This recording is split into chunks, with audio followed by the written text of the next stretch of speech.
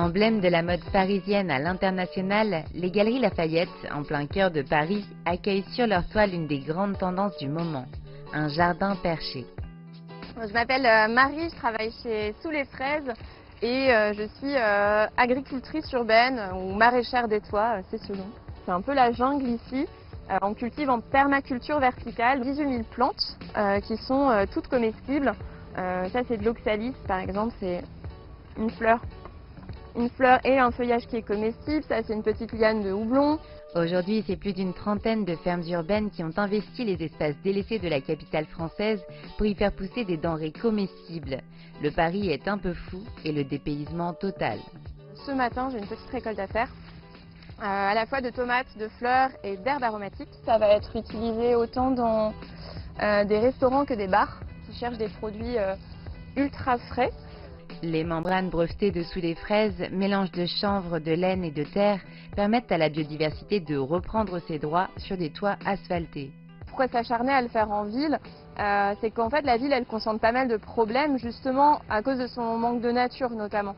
Les villes en général elles consomment beaucoup de ressources, elles rejettent beaucoup de déchets, alors que grâce aux plantes on peut collecter des eaux, les biofiltrer, collecter des déchets organiques, en faire des engrais pour les plantes, produire des aliments plutôt que les faire venir de très loin. Sauf que même à la campagne, les agriculteurs sont de moins en moins nombreux. En France, il y a un agriculteur sur deux qui vit du RSA. C'est pas forcément le producteur qui garde la valeur de son produit, c'est souvent tous les intermédiaires qu'il peut y avoir après. Et donc là aussi, il y a pas mal de lignes à bouger pour que les gens reconnaissent le vrai coût du produit. Une prise de conscience des consommateurs et un nouveau modèle économique, c'est ça que l'agriculture urbaine propose aujourd'hui. Il y a ce vrai effet bien-être de la nature qu'on peut à un moment peut-être nier parce que on est absorbé par les lumières de la ville. Mais en vrai, je pense que c'est en chacun de nous. Et ça, la mairie de Paris l'a bien compris. Elle multiplie les appels à projets pour rendre la ville plus digeste. C'est comme ça qu'est née la Caverne, la première ferme urbaine biologique de Paris, installée dans un parking désaffecté. Différentes ambiances, même démarche pionnière. Voilà, ici on est dans la shiitakière. Ici on fait des shiitake, c'est des champignons. On s'est rendu compte qu'en fait, en France et en Europe, les parkings sont en train d'être abandonnés à grande échelle. Et du coup, ça fait des volumes de superstructures en béton armé qui sont abandonnées et disponibles pour d'autres activités, comme l'agriculture. Ici, on fait pousser exclusivement des champignons et des endives, deux des rares cultures hors sol qui puissent être certifiées biologiques. Si on n'est pas certifié bio, c'est plus compliqué de se défendre en termes de prix et de modèle économique. Nous, on sait qu'il n'y a que ce que nous on cultive ici qui est jouable économiquement.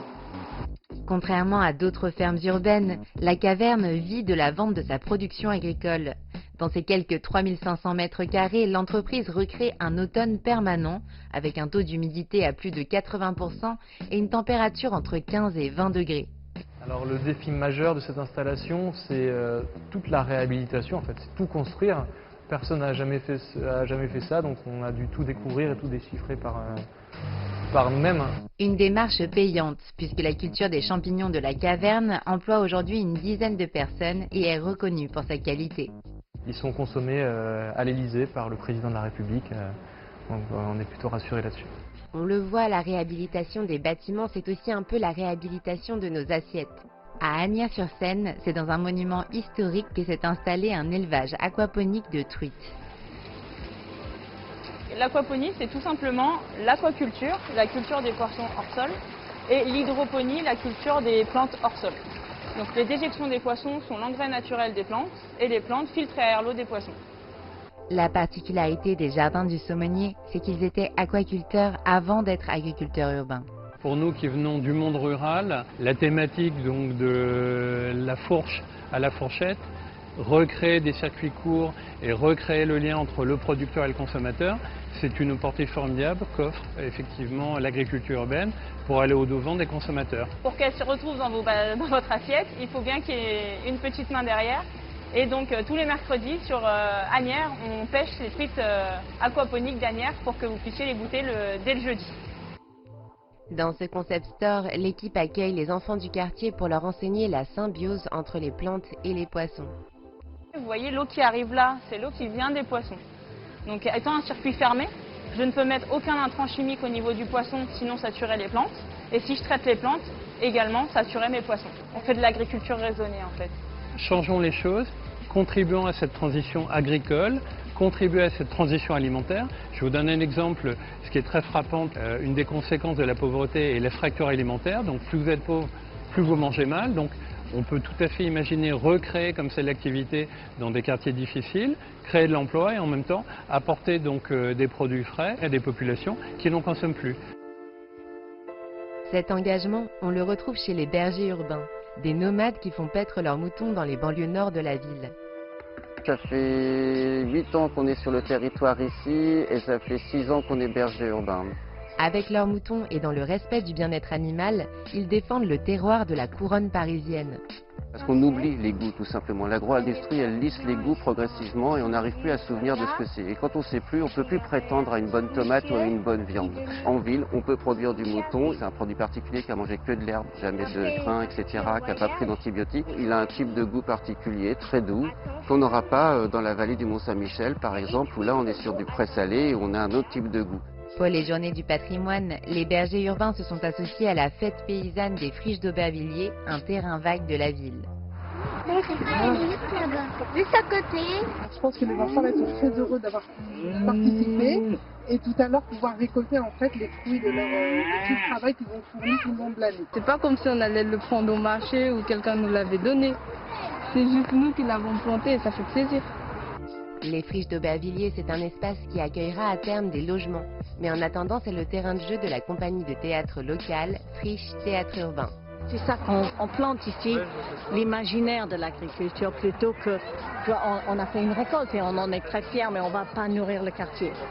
On va même pas on va chacun partir avec un élément, un légume, quelque chose comme ça.